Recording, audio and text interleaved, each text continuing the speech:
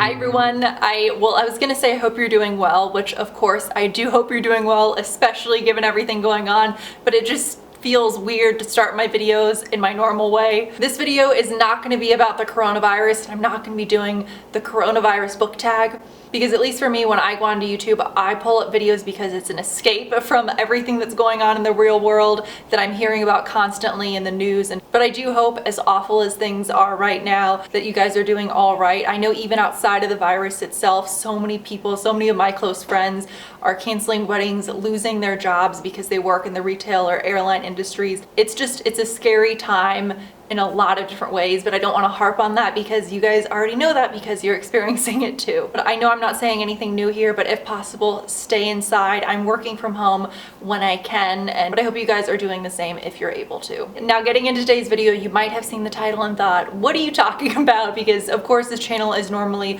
focused on books, but I have a feeling because of the coronavirus, I'm gonna have a lot more time on my hands just sitting inside when I'm not working, and I've had a backlog of videos on other random topics I've been wanting to make, and this is one of them. So here you go. So although this channel is again about books, a couple years ago I was diagnosed with Discoid Lupus, and I will just say I'm gonna have timestamps below if you want to fast forward to a specific section. But I wanted to make this video because a couple years ago I was diagnosed, and like most people, the first thing I did was Google what the is Discoid Lupus, because it's not the type of disorder the average person is aware of, and when you Google image it, it's a little terrifying. And when I went on YouTube, I didn't see many videos of people talking about their experiences besides maybe one or two, so I wanted to put this out there so that if I was someone in my shoes and I came onto YouTube to learn more, I might come across this video and feel a little bit better. First, talking about diagnosis. A couple years ago, I went and I got my full body check to look at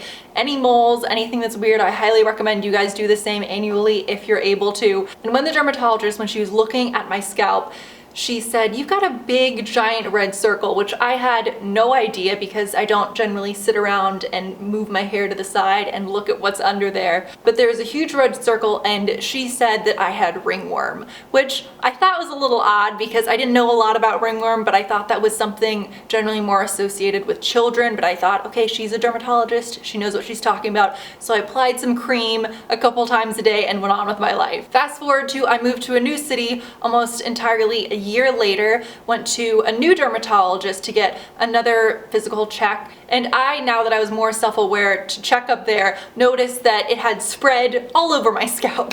And if I can find some, I'm gonna insert images here. I was a little bit panicked, wondering what this was, and this new dermatologist took one look and he sat down and chatted with me, and I said, well, you know, I have ringworm, and he said, you don't have ringworm because number one, you're not a little kid rolling around in the dirt, and number two, you don't have a cat. And my response to that was, how do you know I don't have a cat?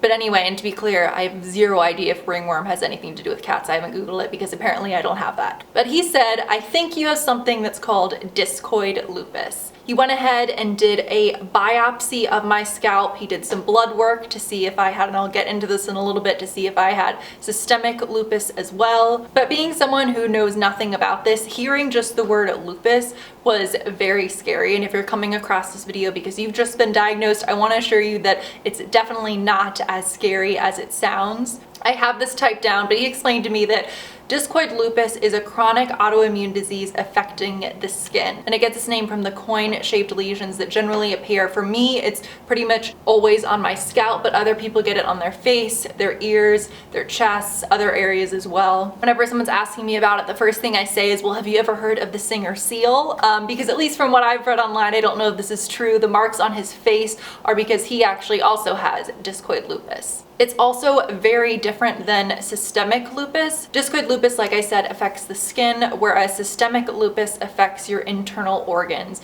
which is much more severe, and that's, I think, why if you're diagnosed with Discoid lupus, you hear the word lupus and you think of everything that that could entail. And from what my doctors have told me, I think it's around 5% of the time someone with Discoid lupus eventually get systemic lupus. And so what they generally do and I get done is once a year I have blood work done to see if that's the case. And you might hear, okay, coin-shaped lesions, that's not too bad. And of course, in comparison to some other things people deal with, you're right, it really is not that bad. But what can happen if you don't treat it is, if I was able to find an image and you're seeing that red spot on my scalp, what happens over time is that just becomes a white, smooth scab. And if you Google image it, you'll see what I'm talking about. But what happens, especially if this is on your scalp, is obviously hair cannot grow through a smooth scab, so you lose your hair. So going on to treatment, once they biopsied my scalp and got my blood work back, he confirmed you have discoid lupus, you don't have systemic lupus.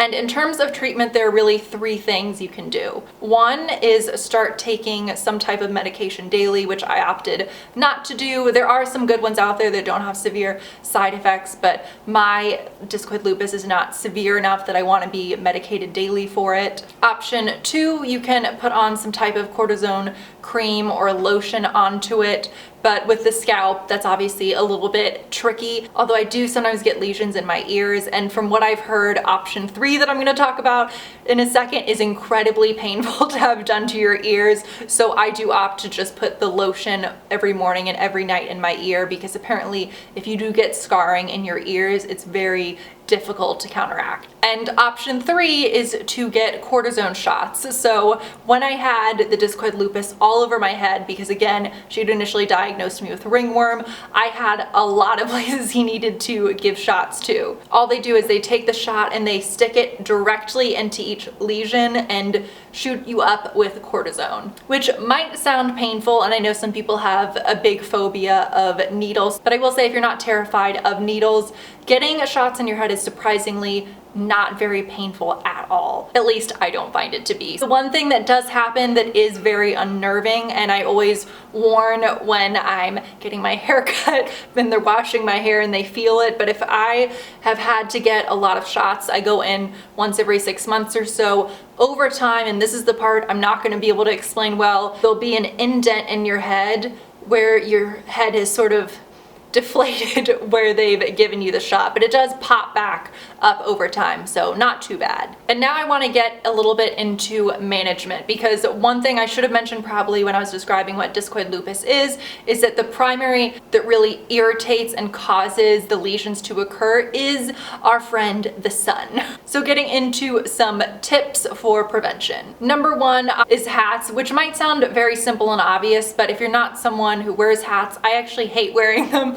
Make it easy for yourself to grab them. So I bought 3 cheap ones, just baseball hats, and I keep one at my desk at work, one in my car, and then one at my apartment. And I keep them in all of those areas so that if, say, last minute someone says, do you want to go grab lunch? Do you want to go do XYZ? I know that I always have a hat on hand, so I'm not going to be sitting or walking around outside just thinking about the lesions growing. Then getting into sunscreen, the best sunscreen is going to be the one that you're actually going to wear. And the reason I say that is because if you go out to the grocery store and you purchase a really thick white sunscreen that smells really intense, that feels really sticky and awful, you're going to put it on one time, and then each morning when you wake up to go to work and you know you have to put it on, you're probably not going to, just because you hate the feeling of it. So the one that I found, and this is going to sound fancy, but if you buy it off Amazon, it's really not too expensive. I get 2 of these for $15. I don't know if it's going to show up, but it's Biore UV Watery Gel, and this is from Japan, and I don't know if this is going to show up on camera. It might be looking white there, but it really is like a really slick, thin gel that doesn't smell like sunscreen at all. Regardless of whether you wear makeup, when you put it on, it feels really nice. I put this on and then I put my makeup on top, and it doesn't mess anything up or make me really oily throughout the day. I don't have this one on me, but I recommend having one sunscreen for your body at home and one in your car, or say wherever you work, because you want to put one on in the morning, and then of course, say it's halfway throughout the day. If you have another activity you're going to and you're not going home, you want to just always make it as simple and accessible as possible. I just ran out and I need to buy more, but the one that I really like is also, I think it's from Japan, maybe I'm wrong, but it's the Nivea Sun Protect Super Water Gel. It has a really nice pump, so it's easy to use. I know that aerosol pumps are a lot of people's favorites, but they are so expensive, and if you can read about this online, but when you are spraying it, it's something like 60% of it is not surprisingly just lost into the atmosphere and doesn't even hit your body. So I know it's fast to use the aerosol sprays, but it's really more cost efficient to buy a cream. And this is only going to be relevant for those of you who like to wear makeup, but of course, not surprisingly, I recommend doubling up and not just putting on sunscreen on your face, but also making sure that whatever foundation or tinted moisturizer you're using has a good SPF in it as well. Normally, I'm a drugstore girl, but just because of what I deal with, I do splurge on this for my skin, and that's the IT Cosmetics CC cream, which has SPF 50, but of course just using this is not enough because you want to use a big dollop of sunscreen. A lot of people will put on like a little, you know, eighth of a teaspoon and just dab it across their face, but no, you want to coat your face in sunscreen. So there's no way that, if you think about it, the amount of foundation you're putting on has a good enough percentage of sunscreen in it to actually protect you. My dermatologist told me this, and so I'll pass it along to you as well. He said it as a joke, which I didn't find very funny, but he said really it's not something to be scared of, and really in the long run what it becomes is sort of a baldness prevention program.